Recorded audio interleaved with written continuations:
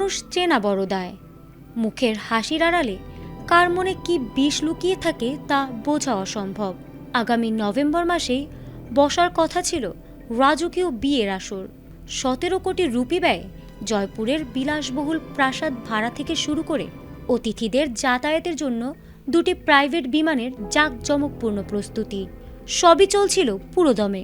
বরের চোখে তখন রঙিন ভবিষ্যতের স্বপ্ন, কিন্তু সেই স্বপ্নের আড়ালে যে এক কুৎসিত খুনের মাস্টার প্ল্যান লুকিয়েছিল তা কেউই টের পায়নি। গত 18 জুন ছিল হবু কনে সিয়া ঘোষালের নিজের জন্মদিন। আনন্দের এই বিশেষ দিনটিকেই তিনি বেছে নেন এক রক্তহিম করা নাটকের পটভূমি হিসেবে। জন্মদিনের ঘোরার বাহানায় হবু বর কেতন আগরওয়ালকে নিয়ে যাওয়া হয় পাহাড়ের এক খাড়া কিনারায়। কিছু বুঝে ওঠার আগে আচমকা এক ধাক্কা, আর মুহূর্তের মধ্যে 400 ফুট গভীর এক অন্ধকার খাদে তলিয়ে যান কেতন।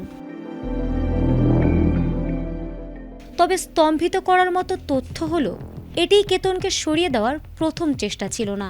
সঠিক প্যাড আর সঠিক তথ্য দিয়ে এসব সামলে নিব এক হয়ে। Monalisa sanitary napkin. এর আগেও বিভিন্নভাবে সিয়া ও তার প্রেমিক কেতনকে হত্যার একাধিক চেষ্টা চালিয়েছিলেন, কিন্তু প্রতিবারই কোনো না কোনো কারণে অলৌকিকভাবে বেঁচে যান তিনি। এমনকি বালিতে তাদের প্রাক বিবাহ ভ্রমণের পরিকল্পনাও সিয়া ইচ্ছাকৃতভাবে বানচাল করেছিলেন হত্যার কোনো গোপন ছক কষতে। অবশেষে নিজের জন্মদিনকেই তিনি কেতনের শেষ দিন হিসেবে নির্ধারণ করেন। ঘটনার পর সিয়া কান্নায় ভেঙে পড়ে এটিকে স্রেফ একটি ছবি তুলতে গিয়ে পা পিছলে পড়ে যাওয়ার দুর্ঘটনা বলে নাটক সাজান। এমনকি ফেসবুকে আবেগঘন শোক বার্তাও দেন তিনি। কিন্তু পুলিশের প্রযুক্তিগত তদন্ত ও তীক্ষ্ণ জিজ্ঞাসাবাদের মুখে বেরিয়ে আসে আসল সত্য। বিয়েতে অমত থাকায় নিজের গোপন প্রেমিক চেতন চৌধুরীকে সঙ্গে নিয়ে ঠান্ডা মাথায় এই হত্যাকাণ্ড ঘটিয়েছেন সিয়া।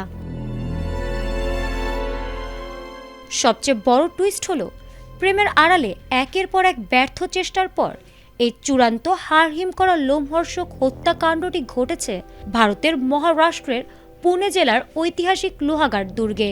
তবে দিন শেষে একটি প্রশ্ন থেকেই যায়, পারিবারিক চাপ বা অমত থাকলে কি সম্পর্কের ইতি টানার কোনো সভ্য পথ ছিল না?